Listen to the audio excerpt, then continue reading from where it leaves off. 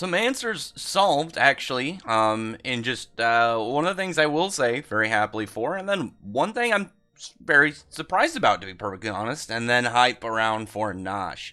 So, let's get to the talk of this chapter, and then just go over everything that went down. This was a pretty good, just kind of, intermission chapter, just getting things set up in between the next act of the Spade War. I mentioned before, I think that the Spade War is going to be a similar format to the elf, the whole elf arc, the elf saga. Well, multiple arcs that are kind of smaller, contained in their own set, 20 to 30 chapter pieces, and then they're all connecting into one big giant finale with whenever we get to the actual big fights for the Spade War, when we're actually going to see, members of the Dark Triad fall, and, the climax, kind of like what we saw, again, with the Elf Resurrection arc.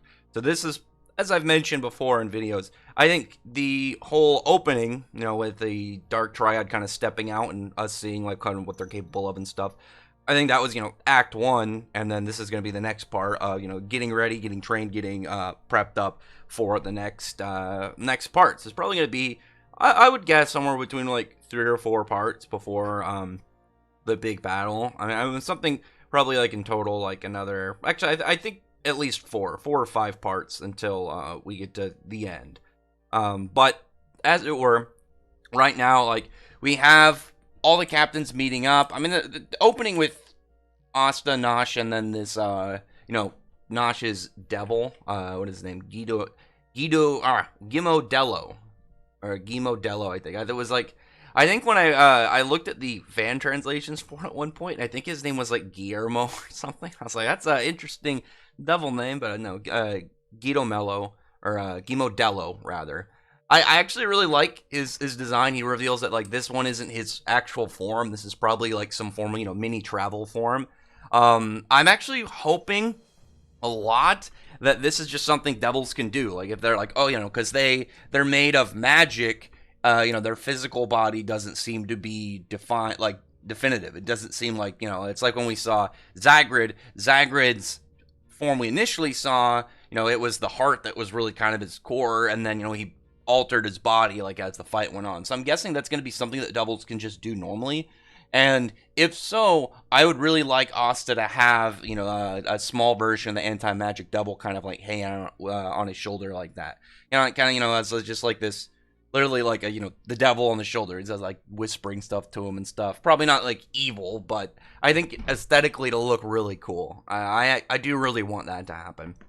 Notch definitely seems like he's somewhere probably within the captain range. I'm very interested to see exactly how he fights and what he's capable of. Though I'm perfectly fine if he's not as much of a fighter and he's just more of a stealth kind of sneaky dude. He's like a rogue.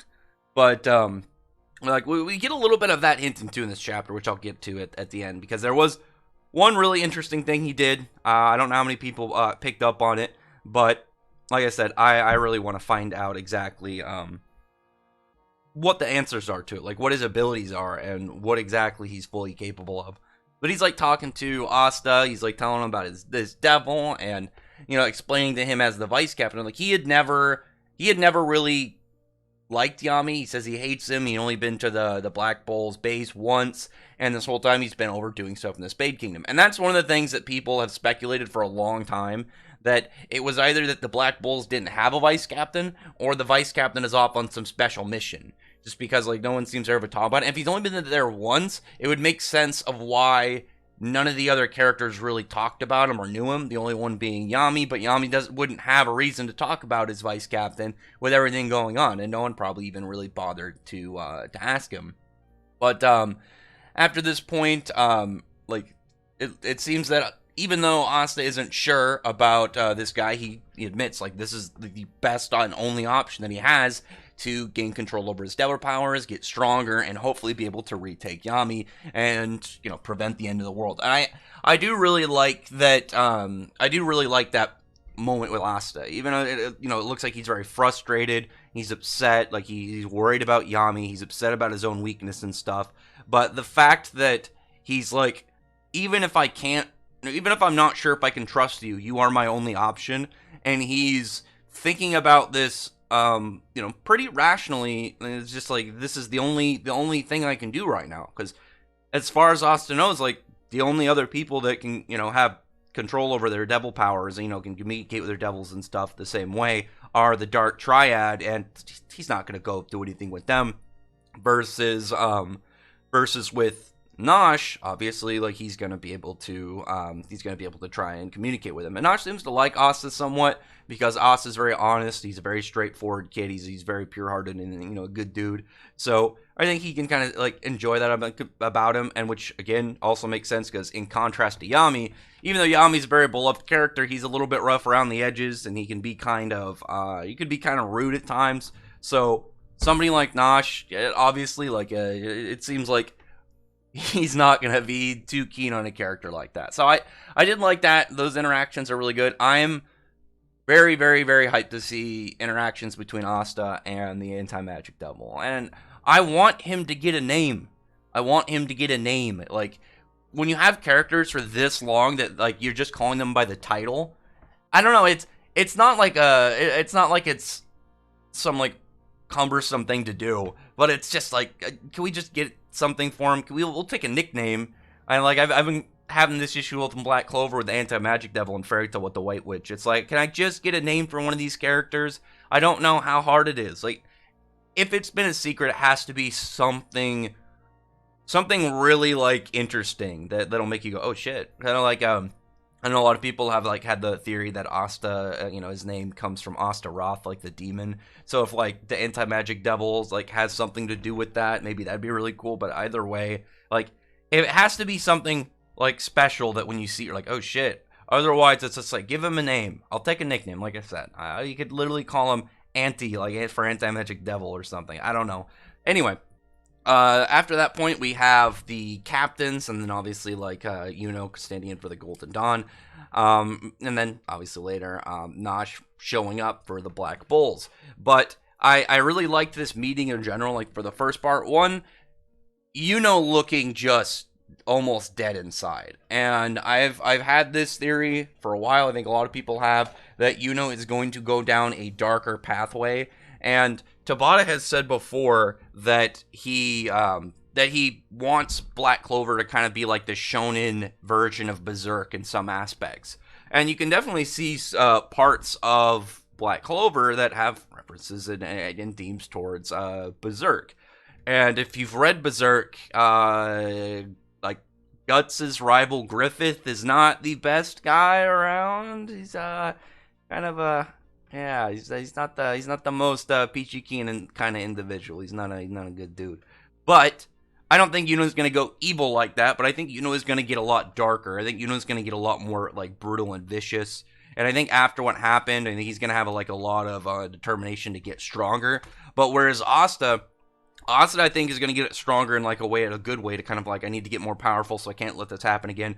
Whereas I think Yuno's is gonna be more in a darker spot. That's just gonna get him, like, just all around more, like, brutal. I think when we see him get stronger next and then step out on the battlefield, like, he will probably, like, be, like, mercilessly killing members of the Spade, not even caring.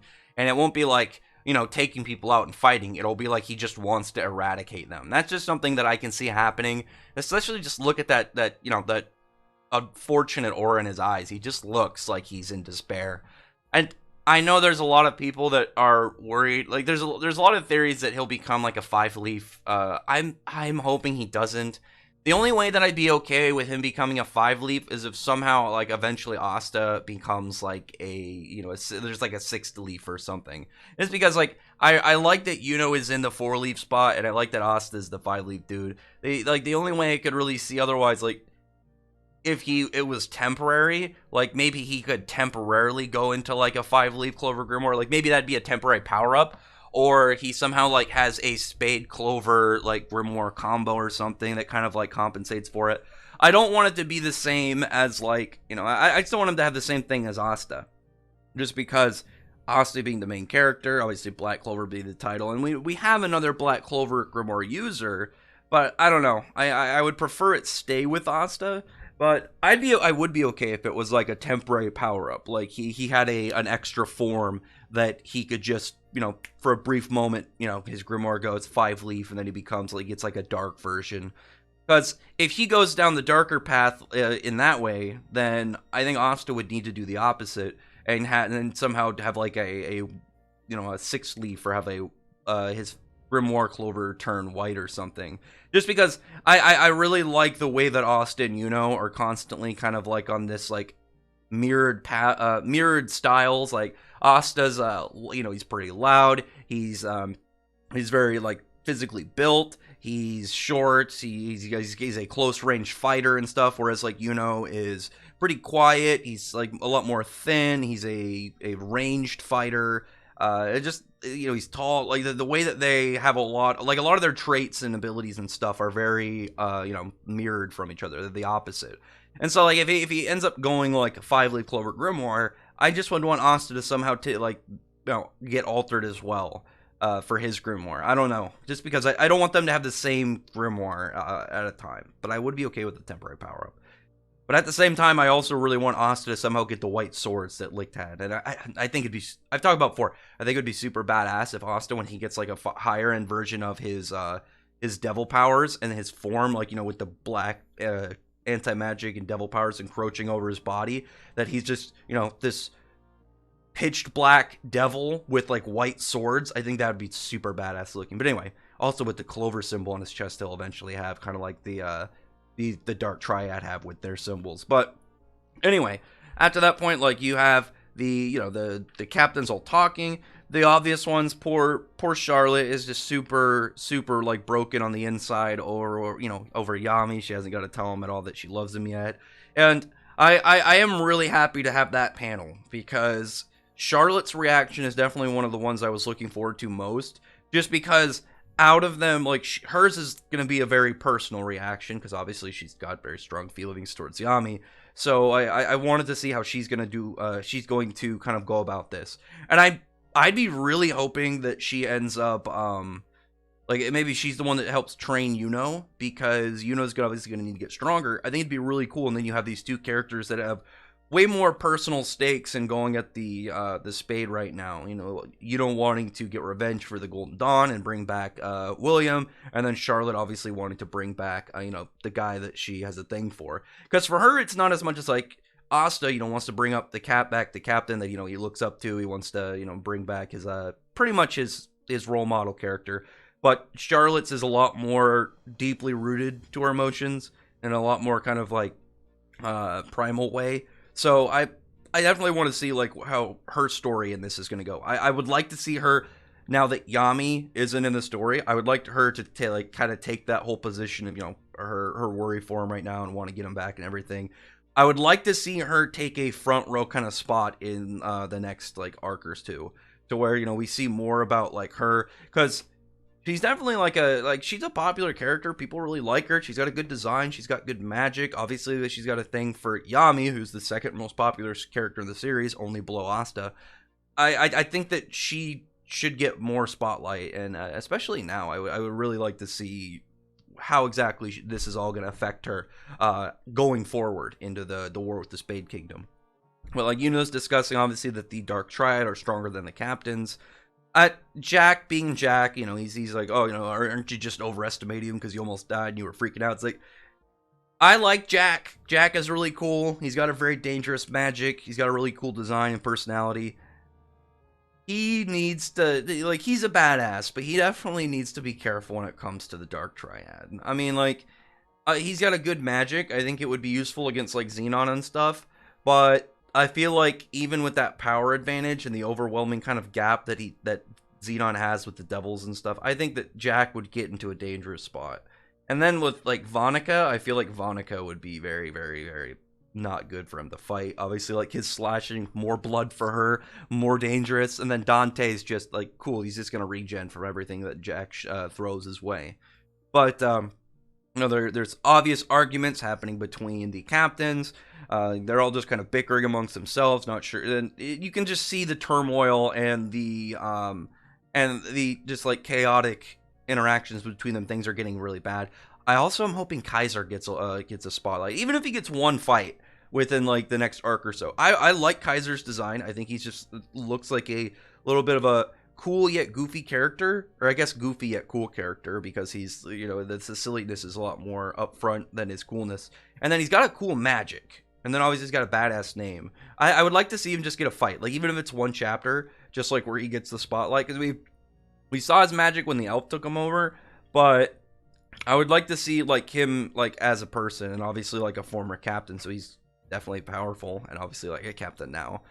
So I count him in there because like characters like all the other captains I think have a way better chance of getting spotlight. Like Fuego Leon, yeah, Fuego Leon is gonna get like stuff. Nozel, actually, I think Kaiser has a better chance than Dorothy, just because Dorothy's asleep all the time. Rill is probably out of the captains gonna get the most, and then hopefully Charlotte. But yeah, Dorothy has probably the lowest chance just because she sleeps a lot. But Kaiser, I hope Kaiser could do it.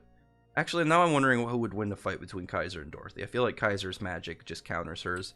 Anyway, yeah, talking about like the characters, like Jack gets pissed and leaves. Nozel calls him out. He's like, listen, you're not going to go marching on the Spade by yourself. And Jack's like, I wouldn't do that, but if I did, it's nothing to do with you. It's like, Jack, I'm confident Jack could slaughter through a lot of this Spade. I think if he ran into the Dark Triad by himself, he would just have a bad time. I know there are some people that think that that Jack could take like Xenon 1v1. I don't think so. Like he's like both of them seem very speed based, but the thing is like with Jack slicing through his bones, that's like obviously going to be a really big thing. But I think Jack would get overwhelmed with the sheer volume of bones that Xenon is going to send his way, and just be too much for him. And I will say this, because this is one of the things I mentioned earlier. There's been a lot of back and forth between people who want Fuego Leon to be the next Wizard King and Nozel to be the next Wizard King. And I thought that once we got back to them, that one of them was going to have taken up the spot because Julius isn't as powerful now because, his younger body. And there's still the fact that Julius, like, these characters all have, like, the memories and respect for Julius, and he still, like, knows, he has the same knowledge, obviously, as before. It's just his magic isn't as powerful. He still knows how to lead, and he still has to hold the position for the people that don't know, about his current state. But I figured that he would end up kind of like stepping down and then having one of these other guys be Wizard King. But I guess it makes sense if other people don't know and they want to keep the illusion that that Julius is still up and he's still at his peak. But as of the current spot, I want to say who I think would be the next Wizard King. I think this chapter does a good job of it. Now, in terms of like between Fuego Leon and Nozel, for designs, I like both of their designs. I think they're both pretty cool. I like their personalities and their backstories and stuff. I like Nozel's magic more. I think his magic is cooler than Fuego Leon's, because Fuego Leon's is it's pretty straightforward fire magic. I like Mary Leonis is pretty like basic in the idea of it. Like she's this fire brawler, but I think she stands out because that there's not a lot of combat wizards in Black Clover, whereas like Fuego Leon has both kind of like a partially combat, but also more caster style. I think his style is cool, but I just really like Nozel's magic in general, like Mercury magic, and then he's got like the Mercury barrier around him that it's also like shifting into weapons. I think his is just really cool, and then he's got like the Silver Star of Execution. That was badass. But when it comes down to who I think would be the next Wizard King, I think this chapter makes it very, very obvious. Like even if I like Nozel's abilities more, like, you see the characters arguing, they're all just bickering, they're getting, in like a big chaotic like commotion between each other, and Fuego Leon just steps up and he's like, hey, you guys need to cut the shit, this is important, we don't need to be arguing amongst ourselves, we need to get stuff done, we need to figure out what's going on. And I think Julius noticed that. Like, there's like this panel near the end of that page where he's like quiet and he's not saying anything. I was wondering why he was saying anything, but I think he wanted to see how they handled each other, because maybe he's still deciding who should be the next Wizard King, because we know that he not only sees it as, leadership, but he also sees it as merit and capability. It's not just, it's like, oh, the people trust you and they think you're the best. It's like, no, you also have to be able to perform and also have to be able to do the duties of, defending the kingdom and fighting off big threats if need be. So that's obviously something that I think Fuego Leon has both of, because Nozel has the capabilities, I think, to fight like big characters, but like I don't think that he has the same like full scale leadership qualities that Fuego Leon has, because like right here, like Nozel obviously like saw it as a chance to like call out Jack, but that just led to them having beef with each other, whereas Fuego Leon was just like, stop, we don't have time for this. This is not the time for it. We need to get everything under control and figure out what we're doing. And I did really like that about him. And then earlier talking about Notch's power. It's like, I'm okay with Notch being strong. Who knows how strong he is? But the one thing that about him that I think is the most important to emphasize, obviously, like with his kind of like moving in between shadows, is his stealth. And I wanted to point out, just in saying this, when Notch showed up, nobody else noticed him until he said something. Like, nobody seemed to sense him. So I'm wondering if he has, like, the ability to hide his magic. Like, it would make sense if he was based entirely, like, the main focus was around his, like, stealthy abilities. It would make sense if he has, like, an extra level of, like, magic concealing. Like, if he can just completely, like, layer his magic kind of, like, with shadows. And so, like, even if you have a character who's like, oh, I have a high level of magic sensing. If they couldn't even tell that he was there, like that's a big thing for him with his level of capabilities. And then like I wonder if he'd be able to hide stuff like Ki as well, just because like if his whole thing is like high levels of stealth, it would make sense of why he could just he's focused on this ability of like making sure nobody's knows he's there unless he allows them to know he's there, or they catch him by chance. Like it's one thing I think is important for Notch's character. I'm hoping we see more of it. Just because if he's supposed to be like this super spec op guy, then I think that's something that would make sense to really highlight. And I think that Tabata's done a good job so far at doing so. I'm also really curious about like the fact his grimoire doesn't have a Clover on it. I know some people talked about that last week. I don't remember if I mentioned that in the video.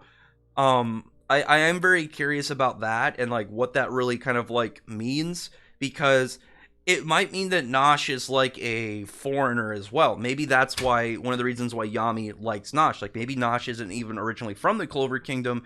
We know that there are other kingdoms and lands outside of the four, Spade, Diamond, Heart, and Clover. Like if you look at the continent that the four kingdoms on, the Spade connects to like more landmass, so there's obviously more out there, as well as like Yami coming from what is essentially Japan and the Black Clover world.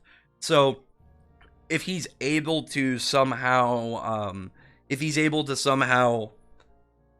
reveal that, and then through his character, like, oh yeah, there's like these other characters or these other kingdoms out in the world, or maybe his grimoire is actually a different color and he's able to put this black layer over it that covers the Clover, and then that maybe is like part of the reason why his magic can't be sensed by these characters. Obviously captain level people not being able to sense him enter the room is a big deal. So maybe that's just part of what he can do.